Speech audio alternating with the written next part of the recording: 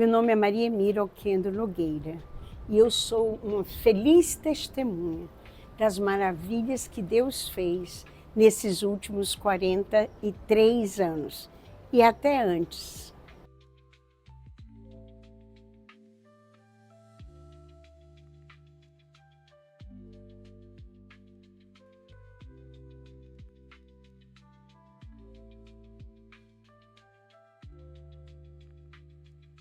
Muitas missões e muitos eventos, né, claro, marcam a gente. Mas tem alguns que são simbólicos, né? E são, por isso, inesquecíveis. Não é? Um evento que me marcou e foi exatamente assim como um símbolo do que Deus fazia foi o Aleluia da chuva. Eu nem me lembro qual foi o ano, mas nós ficamos ensopados, não é? As fotos mostram Moisés, eu ensopados. Eu tive que correr no palco para dizer para o Valmir Alencar que ele tinha que sair por causa da segurança do palco. Mas aquela chuva caindo, ela como que era a voz de Deus, era um sinal de Deus, não é? Dizendo mais uma vez, eu estou com vocês, não importa o que aconteça, eu lavo, eu derramo as minhas graças, o meu poder. Foi muito marcante. O outro evento que me marcou imensamente foi quando nós evangelizávamos no que hoje é o Cristo Redentor. Naquela época era o Pirambu. E nós evangelizávamos, nós tínhamos caixas de guaraná, aquelas caixas que hoje são de plástico, naquela época eram caixas de madeira, né? Então nós botávamos assim, nós mesmos montávamos na areia umas 8 caixas daquela, subíamos na caixa, pedíamos emprestado energia da varanda de uma senhora, e começávamos a pregar e a tocar e a pregar, especialmente, era um ponto de maconha lá, não é? E eu me lembro neste evento que os meninos usavam aquele Black Power, aquela cabeleira assim, não é? E eles enfiavam então os cigarros de maconha na cabeleira, né? E eu abordei um rapaz desse, um adolescente, na verdade, né? E ele me deu a droga e disse que queria sair da droga e prometeu que a partir daquele dia ele estava fora da gangue, estava fora da droga. E nós não o levamos para dar testemunho, porque é perigoso para ele, né?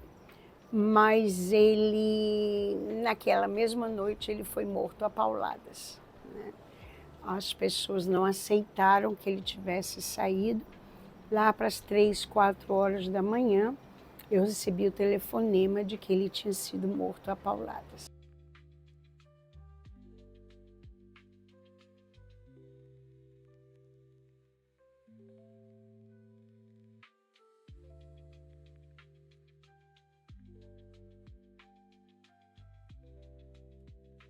Ah, meu Deus, quantas vezes! Bom, uma vez em que eu corri risco grande, né, foi quando nós atravessamos o rio Amazonas num teco-teco de um motor só. Era eu, João Bala e a Liana Borges e o Bravo, que era o piloto, né? Então eu olhava lá para baixo, só via água. Olhava para frente, água, para a direita, para a esquerda, água, né? E a porta do avião estava quebrada, não fechava. Então era o João Bala com o cotovelo assim para fora da porta do avião, amarelo, e no banco de trás eu segurando o João Bala e a Liana me segurando, né?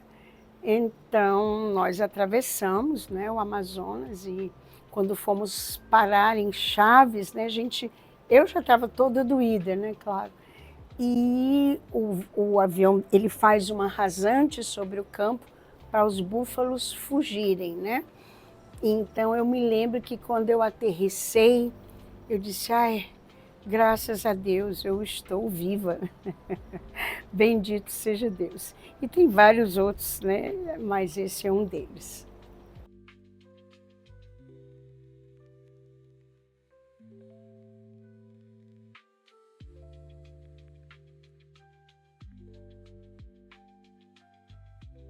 Ah, o mais impressionante de todos, inesquecível.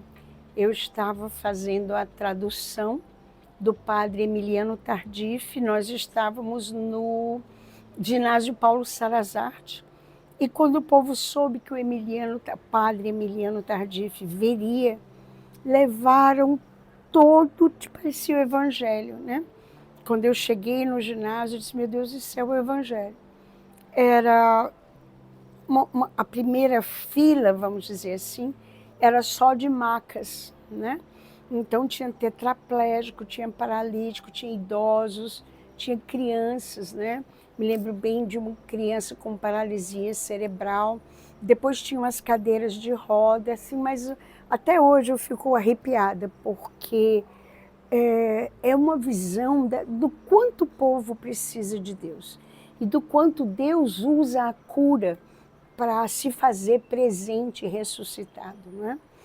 Então eu traduzindo e o padre Emiliano, né, ele estava falando inglês, se eu não me engano. Enfim, eu estava traduzindo. E então ele diz, há aqui uma pessoa que sofreu um acidente de carro e ficou tetraplégico, né? Tetraplégico do pescoço para baixo, né? Nada funciona. E ele disse, e Deus está te curando, pode levantar. E vocês não imaginam a responsabilidade que é traduzir um negócio desse. A pessoa, se eu tivesse errado, mas aí, bem na nossa frente, assim, mais para o meu lado, estava um rapaz jovem, acho que ele não tinha, com certeza não tinha 30 anos. Ele estava com a mãe e uma outra pessoa, né? E ele, então, eu acho que ele disse, viu que era ele, tentou, né, levantar, a mãe puxou, o outro rapaz lá puxou, as pessoas foram ajudar e ele andou. Ele andou. Então, para mim, foi o mais impressionante, né?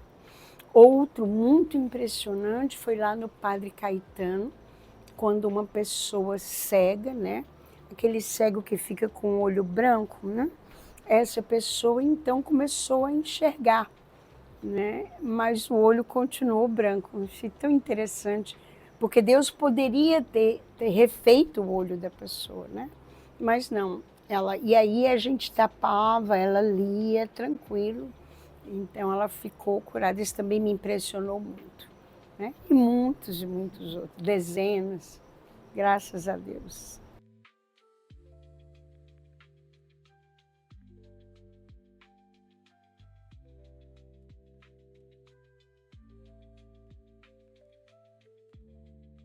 A viagem na Malásia, né? É a minha querida viagem do meu querido povo malaio, né? Talvez até isso seja traduzido para inglês e chegue lá no meu povo malaio, né? Foi o país mais distante que eu já visitei e, aliás, não mais distante foi a Nova Zelândia, né? Mas inesquecível mesmo foi a Malásia, em Kota Kinabalu, né? 1% de católicos somente, e eu fui lá para evangelizar. Fiquei em prisão domiciliar, né? E acabei tomando a decisão de desrespeitar a prisão domiciliar, e eu fiquei em prisão domiciliar porque eu estava evangelizando, né? Eles têm espias um pouco espalhados, né? Então, eu disse, eu vou ficar aqui dentro desse hotel, em prisão domiciliar, né, num hotel chiquérrimo. Eu digo, não, eu não vou ter cara de dizer que eu sou missionária depois, né? Aí liguei e disse, olha, eu vou dar todas as palestras, mas você não pode sair do hotel. Eu disse, posso sair. Pode vir me buscar, se você não vier eu pego um táxi. Aí fui e pensei que na hora de mostrar o passaporte eles me barrariam, não é? Mas é um país inesquecível, de pessoas sedentas de Deus, um país que tem um povo, eu não sei como é hoje, mas oprimido pelo fato de ser católico.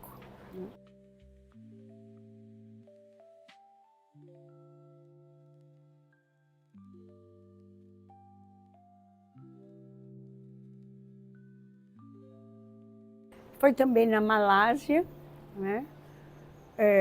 Quando eu decidi que eu não ia ficar lá, trancada no hotel, eu coloquei uma roupa, peguei várias coisas da minha mala e fui evangelizar numa espécie de palafita que eu via lá da janela do hotel, né? Então, fui andando até lá. E lá, quando eu comecei a pregar, eu vi que eles não sabiam inglês, né? Aí tentei inglês, tentei francês, tentei espanhol, tentei português, tentei tudo, né? E eu vi que eles falavam um dialeto que realmente não sei nem qual é a origem. Aí eu disse, eu preciso evangelizar, né? Aí botei a sacola, tinha sapato, tinha blusa, tinha saia, calça, perfume, sabonete, né? E aí eu tentei, aí as pessoas vieram, né? Porque uma mulher começa a gritar na rua, né?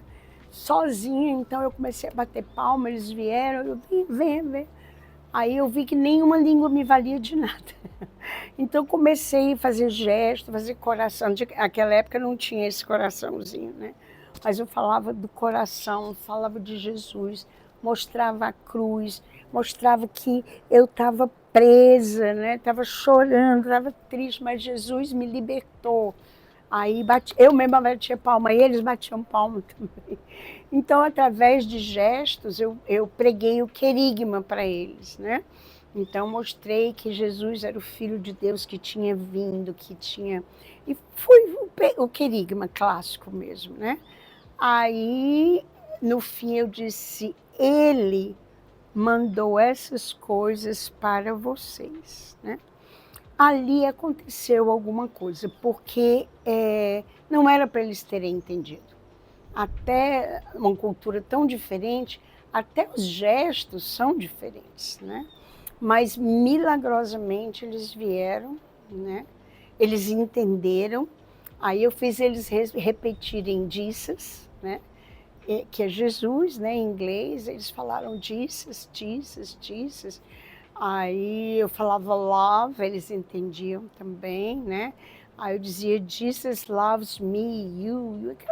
Aquela coisa que eu dizia, Senhor, eu conto somente com a tua graça, né? E quando eu disse que ele mandou essas coisas para vocês, né, apontei para a sacola e eles vieram e aí eu ia dando, né? Aí dei tudo. Eu voltei com a mala praticamente vazia para casa, né? Mas eu achei que precisava ser concreto para eles se lembrarem. Foi a evangelização mais maluca que eu fiz na vida.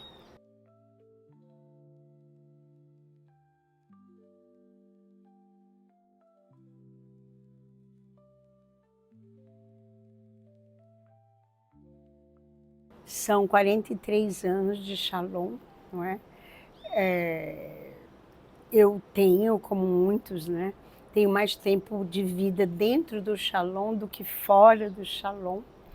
E são 43 anos onde a única frase que me vem na cabeça é: nenhum povo recebeu tanto carinho. Essa frase nos marca há muito tempo, não é?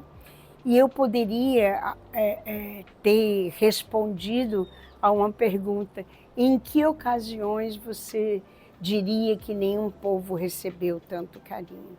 E aí não teria tempo para dizer, né? Foram passos que o Senhor pediu que nós dessemos na fé. Foram passos ousados. No começo nós não tínhamos um ambiente muito favorável, né? Nem socialmente, nem culturalmente, nem eclesialmente. E o Senhor foi, gota após gota, passo após passo. Exigiu de nós atos de fé, sim, mas muitos mais foram os atos de louvor, de gratidão a Deus. E Deus, agora que eu estou com 73 anos, né, que eu olho um pouco para trás, eu vejo, meu Deus, para mim são todos meninos, né? Mas eu digo, esses meninos estão fazendo como nós, mas muito melhor do que nós, né? Como nós, os primeiros, no sentido da paresia, da ousadia, da fé, da entrega de vida, né? Mas muito melhor que nós, porque são mais atualizados, são mais jovens, têm mais imaginação, mais recursos, mais criatividade. E eu peço ao Senhor que daqui a 43 anos, você que está aqui no 86º aniversário do Shalom, esteja louvando também a Deus, que tem feito maravilhas, que nunca nos abandonou e que nunca tratou outro povo com tanto carinho como Ele nos trata.